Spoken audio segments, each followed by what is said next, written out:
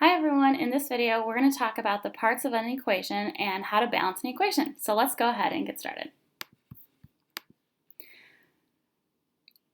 There are many parts to an equation that you must be able to recognize before you can balance one.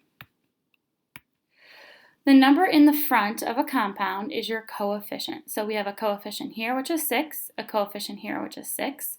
There is no coefficient here, so that means a 1, and a coefficient here, so that's another 6. Your reactants are anything that come before the arrow. The reactants are anything like the ingredients when you go to make cookies, your flour, your sugar, your salt, your chocolate chips. Reactants are ingredients, anything that goes into the equation. The arrow is the yield sign. The yield sign means how much will it produce or what will it produce. So typically when you read a recipe, it will say yields 28 cookies or 3 dozen cookies. How much will it produce? After the arrow, we have our products. So we have 2 products here. It is what is being produced, or what are you making? Are you making chocolate chip cookies, oatmeal raisin cookies, or peanut butter cookies? Finally, the little number is your subscript. Your subscript, remember, can never ever change. Those are locked in. The only thing that can change when you are balancing an equation are your coefficients, the number in the front. Okay, so what do these mean? Just a quick review, the coefficient is the number of molecules in a compound. The reactants are the substances before an arrow, what goes into it. The yield is how many or how much does it produce. The products is what is made from an equation, and your subscript is the number of atoms of an element in a compound. Okay, so let's go through the steps for balancing an equation. I'm going to show you one together on the computer, and then I'm going to do a bunch on the dry erase board. So your first step is to make a list of all the elements. I typically make my list underneath the arrow so that I can count the number of elements on the left side and the right side as it says in step 2. Number 3 says to estimate the coefficient numbers to make both sides equal. Remember, according to the law of conservation of mass, we must start and end with the same thing. And then the last step is to write the numbers and recount the molecules. We want to make sure they are the same. So here we go. Here is our equation. We have Mg plus HCl yields H2 plus MgCl2. We want to make a list of the elements. So we have Mg, H, and Cl. I always make my list underneath the arrow.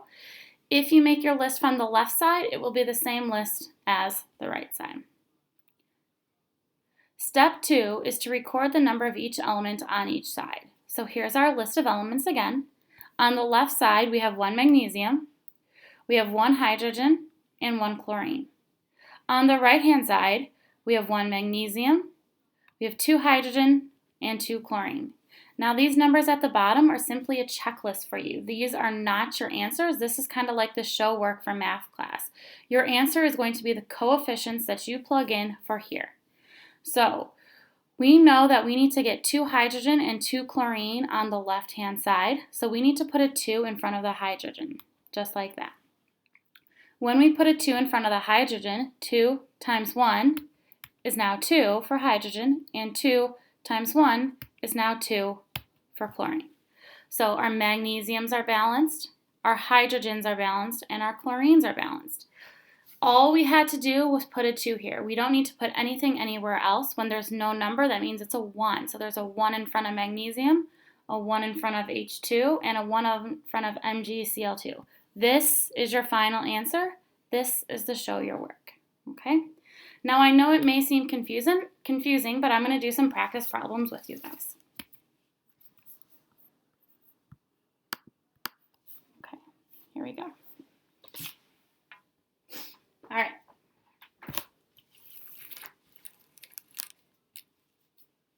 Our first problem is N2 plus H2 yields NH3. So the first thing that we're going to do is make our list of elements. We have N and we have H, so we make our list. We have 2 N's on the left.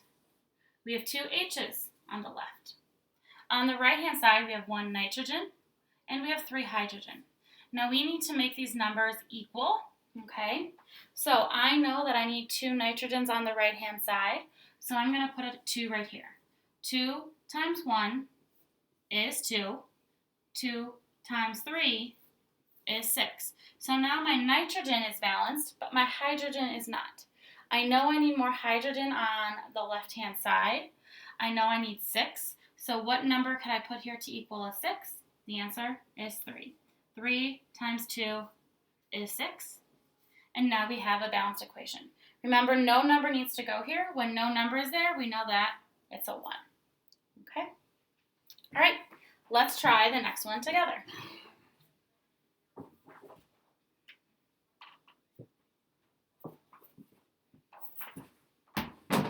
Our next problem is KClO3 yields KCl plus O2. Our first step is to make a list of our elements. We have K, we have Cl, and we have O.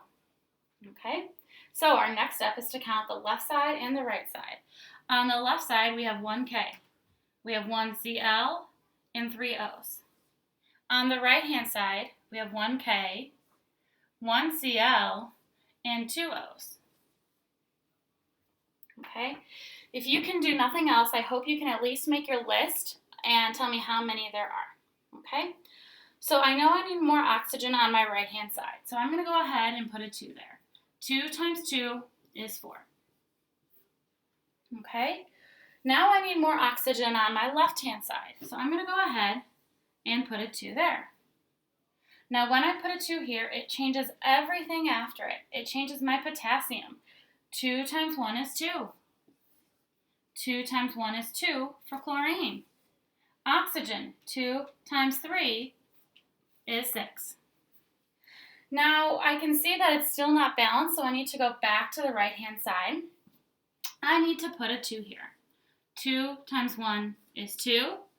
2 times 1 is 2. So now my potassium and my chlorine are now balanced, but my oxygen is not.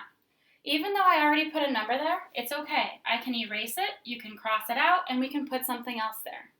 I know I need 6 oxygen on the right-hand side. So what number am I going to have to put here in order to get 6? The answer is 3. 3 times 2 is 6. Now, as we go through these problems, I want you to keep in mind that the coefficients can be any number from 1 to 25 to 50 to 75. They can never be halves, quarters. They must be whole numbers. So if one number doesn't work, erase it and check a different one. Okay, let's keep going. The only way to get better at these is to simply practice. Okay? Sometimes it does help to write it out on another sheet of paper, show your work, or if you get completely stuck, to stop and start all over again. Okay? All right, let's do the next one. We are going to make our list first. We have Na, we have Cl, and we have F. I always try to make my list underneath my arrow so I can see the left side and the right side. Now I'm going to count them. We have 1 Na. I have 1 Cl. I have 2 Fs. The right side, I have 1 Na. I have 1 F. And I have 2 Cls. So now I need to add things into my coefficient to balance. I know I need 2 chlorines on my left, so I'm going to put a 2 here. 2 times 1 is 2 for sodium because that changed. And chlorine also changed. 2 times 1 is 2. All right, so now my chlorine is good, but my sodium and my fluorine are not. I know I need 2 sodium and 2 fluorine on the right-hand side. Luckily, sodium and fluorine are together in a compound, so I can put a 2 there. 2 times 1 is 2, and 2 times 1 is 2.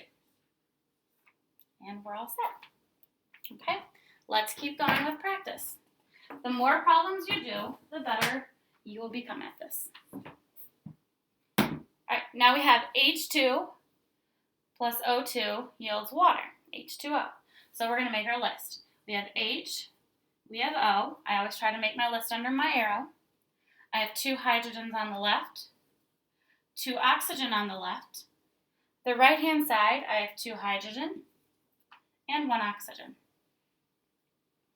So I know I need more oxygen on the right, so I'm going to put a 2 here. 2 times 2 is 4, and 2 times 1 is 2. So my oxygen is good, my hydrogen is not, I know I need 4 hydrogen over here. What number do I need to put here in order to get a 4? 1 times 2 is 2, so that's not enough. 2 times 2 is 4. And we now have a balanced equation. Okay? All right? Cool. All right, here's another one.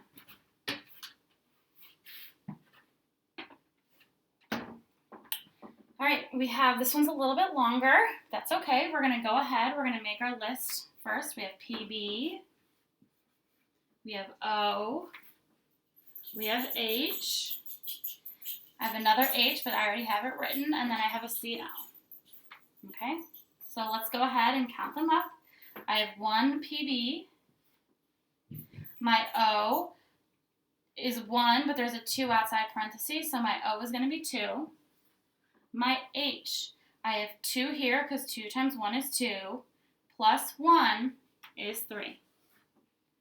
Now my chlorine, there's no number, so it's a 1. And now I go to the right-hand side. PB is 1, there's no number. Oxygen, there's no number, so that's a 1. Hydrogen is 2. And chlorine is 2. Okay? So now I have a bunch of different places that I can start. I'm going to go ahead and I'm actually going to start at the bottom with my chlorines.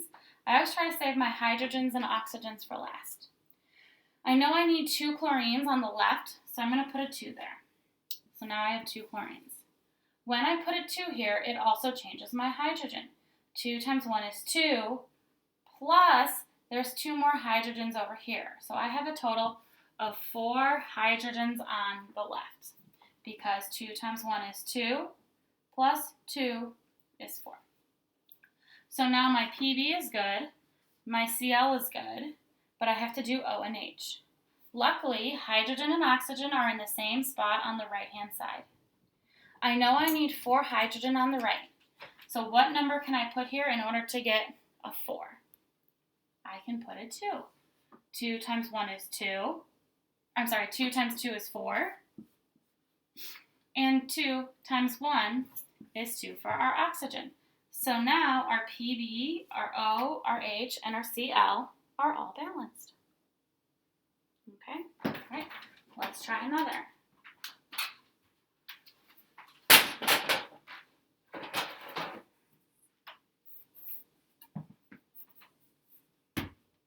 Okay, all right, so we're going to go ahead, we're going to make our list. We have Al, we have Br, we have K, we have S, and we have O. I have 1 Al, I have 3 Brs, I have 2 Ks, I have 1 S, and 4 Os. All right, so now we go to the right-hand side. I have 1 K, I have 1 Br, I have 2 Als.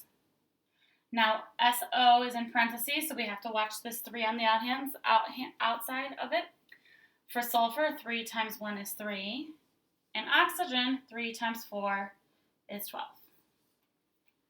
All right, I'm going to start at my top and kind of work my way down. I know I need 2 aluminum on the left, so I'm going to go ahead and put a 2 here. So 2 times 1 is 2. And bromine, 2 times 3 is 6. Okay, I'm still on the left-hand side. I know I need 3 sulfurs on the left, so I'm going to go ahead and put a 3 here.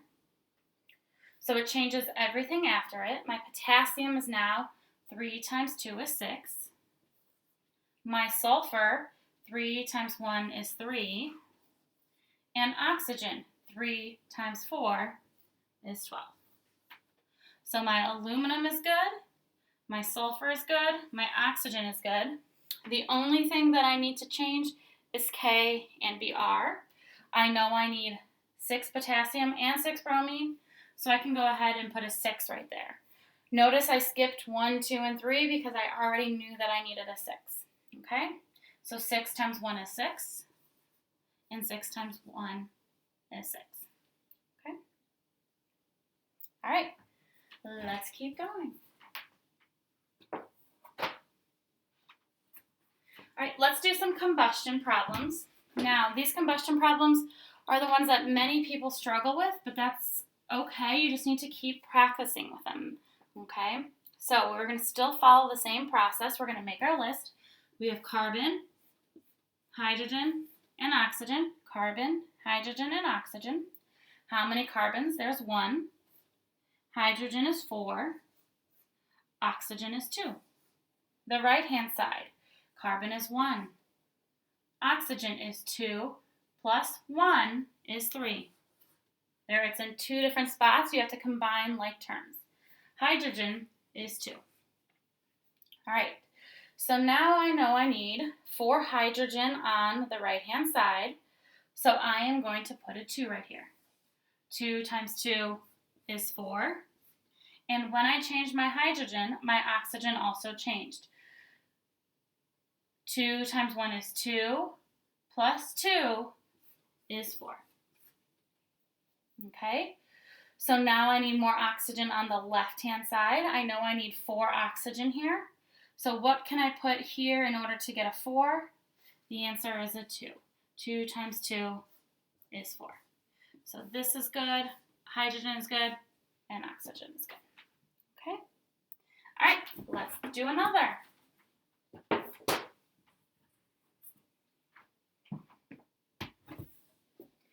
All right, once again, we're always going to start by making our list of elements. We have carbon, hydrogen, and oxygen.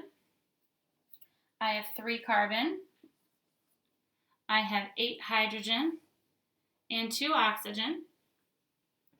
On the right-hand side, I have 1 carbon. Oxygen, it's in 2 places. 2 plus 1 is 3. And hydrogen is 2. Okay? So now I know I need 3 carbon on the right-hand side, so I'm going to go ahead and put a 3 there. 3 times 1 is 3, but it also changed my oxygen. 3 times 2 is 6, plus 1 is 7. Okay. I also know I need 8 hydrogen on the right-hand side. So here we have hydrogen. What number do I need to put there in order to get 8? 1 times 2 is 2, so that won't work. 2 times 2 is 4, so that won't work. 3 times 2 is 6, so that doesn't work. I need to put a 4. 4 times 2 is 8. And when I put a 4 there, it also changed my oxygen. So I now have 4 oxygen over here, plus 3 times 2 is 6. 4 plus 6 is 10 oxygen. Okay? So now my carbon is good, my hydrogen is good, my oxygen is not good. I need 10 oxygen over here. So what number can I put there in order to get a 10? 1 times 2 is 2, so that's not good. 2 times 2 is 4, so that still doesn't work. 3 times 2 is 6. 4 times 2 is 8. 5 times 2 is 10. Wonderful. There you have it. Remember, when there's no coefficient, that coefficient is simply a 1. Okay, let's do one more together.